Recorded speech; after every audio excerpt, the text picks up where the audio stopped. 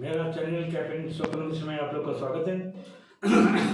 आज आपका सामने मैं हाजिर हूँ एक नया वीडियो के साथ।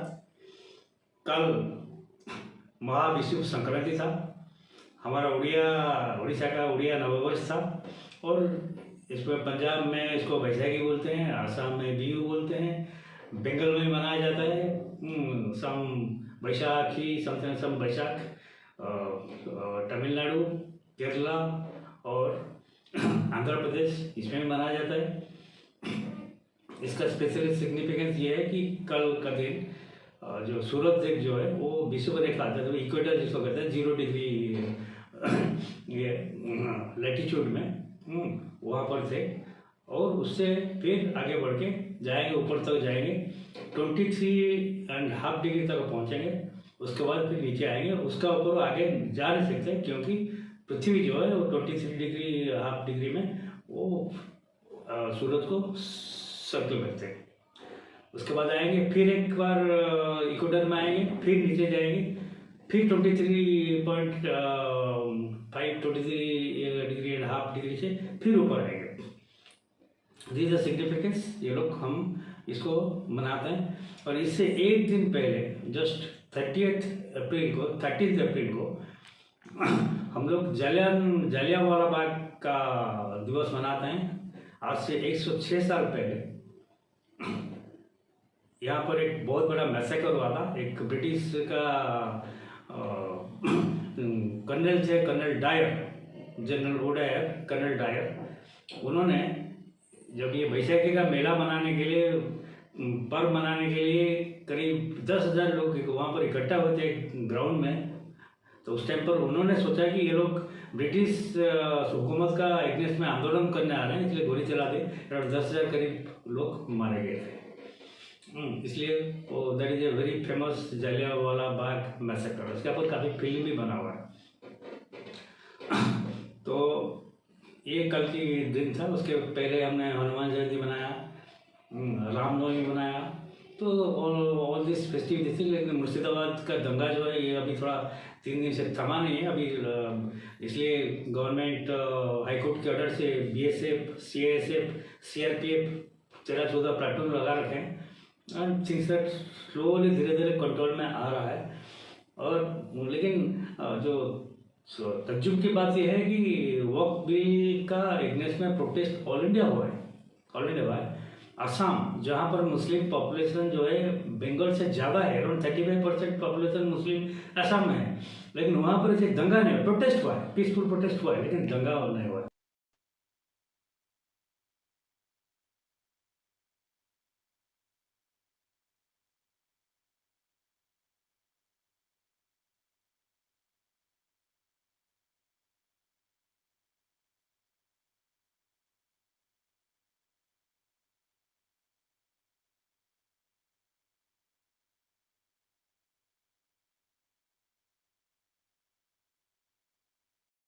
क्लोज करो, हो गया। अच्छा, उसके बाद हम अभी एक ओरिजिनल जो मुद्दे पे टॉपिक पे आते हैं। रिसेंटली 2-3 दिन पहले सुप्रीम कोर्ट का एक 2 जज का बेंच है, जस्टिस पदरीवाला और जस्टिस R महादेवन। उन्होंने तमिलनाडु का गवर्नर के एगेंस्ट में और तमिलनाडु गवर्नमेंट का सपोर्ट में एक बहुत बड़ा फैसला दिया है।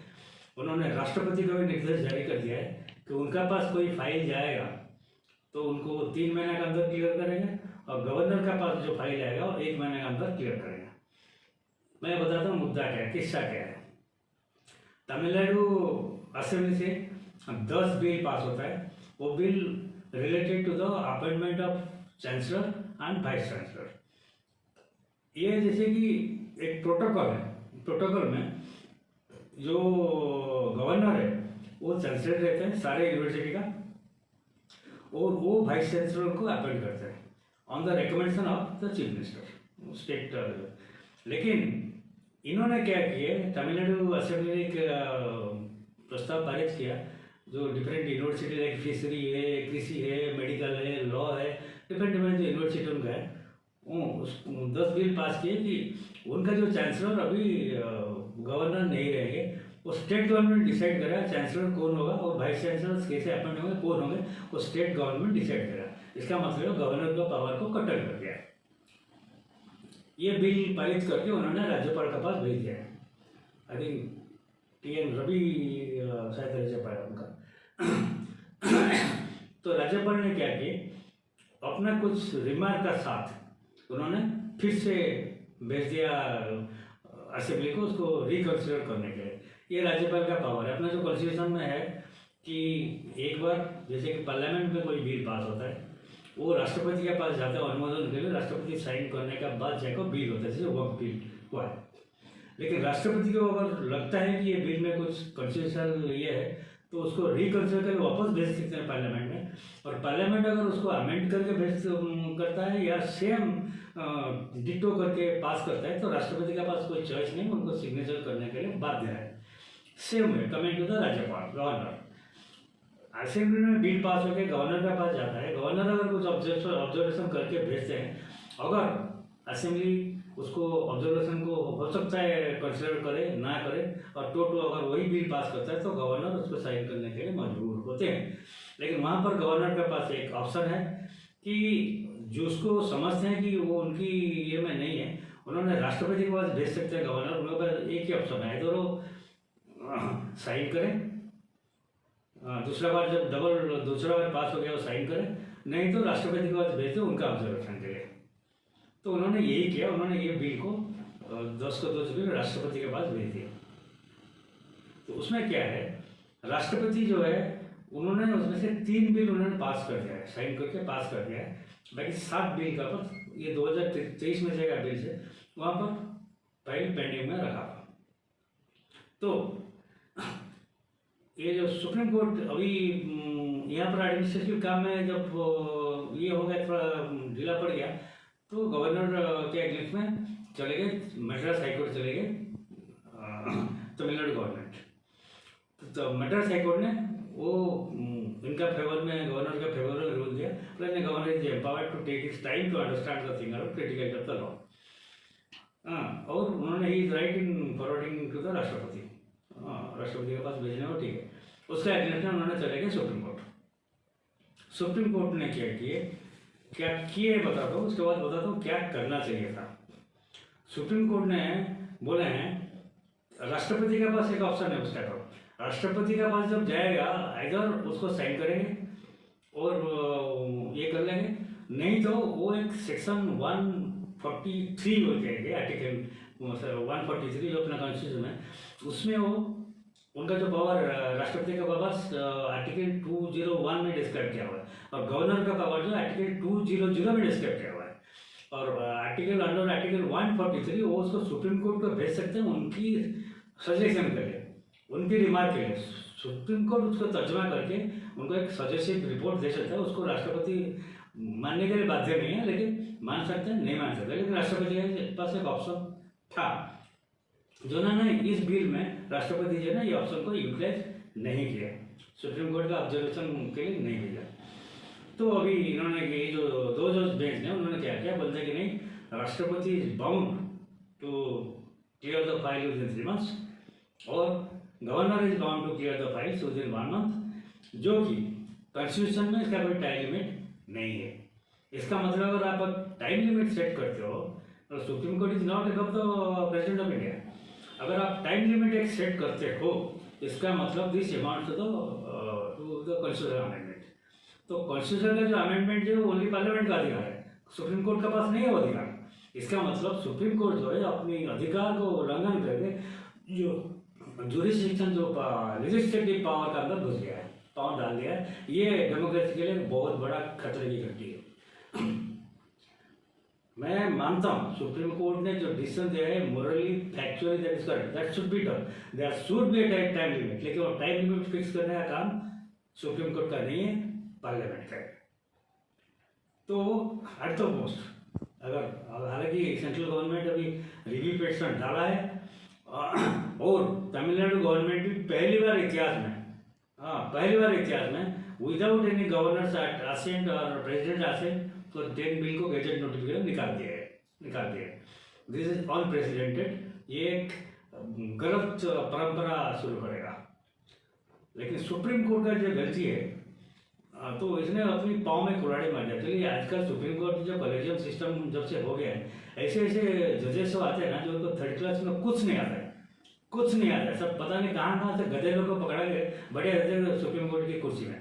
ये पटरी वाला, उसका चाचा बच्चा कोई कांग्रेस का MLA MP रहा है। हाँ, ये सब मस्करी करके आते हैं, प्रैक्टिकली मस्करी करके कॉलेज में आते हैं। इनका ना तो कोई एंट्रेंस एग्जाम है, साला तुम भी कुछ करो, एंट्रेंस एग्जाम तो घिसा पीटा करो तब से कोई पोस्ट पाओ। ये लोग ऐसे ही मस्का मारो, पैसा फेंको और आ जाओ। इनका यही है। ये इनका थोड़ा सा दिमाग लगाने का था, उनको बोलने का था भाई ये ऐसा मामला है, इसमें हम अगर कुछ टाइम लिमिट फिक्स करते हैं तो हम कॉन्स्टिट्यूशन अमेंडमेंट की तरफ जाते हैं, जो कि हमारा पावर में नहीं है। तो उन्होंने उसको कॉन्स्टिट्यूशन बेंच का रेफर कर सकते थे, 5 बेंच या 7 बेंच चीफ जस्टिस देखता था, वो सोचता था।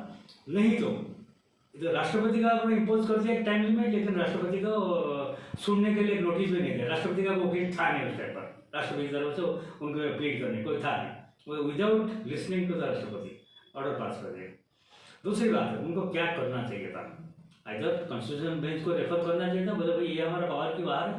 नहीं तो एटलीस्ट स्पीकर को, गवर्नमेंट को एक नोटिस भेजता था, बोले कि आप पार्लियामेंट से कैसे एक टाइम लिमिट का डाल के एक बिल वगैरह पास कर रहे हैं। तो कोई भी DMK का कोई MLA कोई प्राइवेट मेंबर बिल डाल के उसका डिस्कशन करें, बिल पास होता है एक टाइम में, 3 महीना हो, 6 महीना हो, 1 महीना हो, 10 दिन हो। लेकिन वो काम सुप्रीम कोर्ट का, ये सुप्रीम कोर्ट का नहीं है, ये काम पार्लियामेंट का है। तो इसमें अभी हुआ है, लटका हुआ है काम, खेल यहाँ पर लटका हुआ है। अभी देखना है कि रिव्यू पिटीशन के बाद क्या हुआ क्या नहीं, लेकिन it is a clear cut this things. अभी पब्लिक ये बोल रहे हैं कि तुम राष्ट्रपति का, गवर्नर का अपना टाइम लिमिट कर लो। सुप्रीम कोर्ट में बहुत सारी, हाई कोर्ट में बहुत सारी केसेस जो 15 साल 20 साल से पेंडिंग पड़ा है, तुम ऐसे क्यों एक नहीं करते हो कि भाई आज केस अगर सुप्रीम कोर्ट में आया, आज अगर हाई कोर्ट में आया, तो विदिन ए टाइम लिमिट 6 महीना, 1 साल, 2 साल, 5 साल में केस का फैसला होना चाहिए। टाइम लिमिट डालते हो क्या तुम सुप्रीम कोर्ट वालों? नहीं डालते हो ना? दम है तुमको? नहीं है, गट्स नहीं है? तुम्हारा केस पेंडिंग केस का टाइम लिमिट डालो। और बाकी किस तुम्हारा जो जैसे चीफ जस्टिस चंद्रचूड़ ने बना के गया था, जस्टिस वेंकटेश्वर ने बनाया गया था कि तुम लोग अपनी जैसे ओथ लेते हो अपनी प्रॉपर्टी का लिस्ट जो है सुप्रीम कोर्ट वेबसाइट में अपलोड करोगे। कितने आदमी ने किया है तुम लोग ने? कितने जजेस ने किया है ना? अभी तो देखा ना एक जज का घर से 15 करोड़ का जला हुआ सूर्यकांत वर्मा, गधा नंबर 1, उसका घर से 15 करोड़ रुपए का पब्लिक का रिश्वत का पैसा जला हुआ मिला है। अंदर से लेते हो गड्डी और वहां पर बैठ के देते हो ऐसे ऐसे Laddi. Supreme court wake up, public अभी जग गया है। देखिए वेकअप कर रही पब्लिक को, आपको बड़ा भरोसा है, आप अपने आप को संभालिए। You strengthen your own organisation, strengthen up your organisation, clean करो, अपने आप को साफ करो, पब्लिक का पूरा इमेज फिर से रिबिल्ड करो, फेक रिबिल्ड करो। बस आज इतना ही करके मैं आज मेरा वीडियो कंक्लूड करता हूँ। अच्छा मेरे को लगता है कि आपको ये वीडियो पसंद आएगा, क्योंकि काफ़ी संविधान के बारे में मैंने बात की, क्योंकि कल ही हमने डॉक्टर BR अम्बेडकर जी जो संविधान के निर्माता है उनका जयंती पालन किया है। जब उन्होंने संविधान लिखा था उसमें 395 आर्टिकल थे, 22 एनेक्सेस थे, 8 शेड्यूल थे। आज की तारीख में हमारा संविधान में आर्टिकल का जो संख्या है 100 बार अमेंडमेंट हो चुका है और 448 है। आज के आर्टिकल का संख्या 448 है विथ 100 अमेंडमेंट्स आज की ईयर में। तो इसलिए मैंने BR अम्बेडकर जी को श्रद्धांजलि देने के लिए आज का ये वीडियो मैंने कॉन्स्टिट्यूशन ये कवर बनाया है। धन्यवाद, नमस्कार, जय हिंद, वंदे मातरम।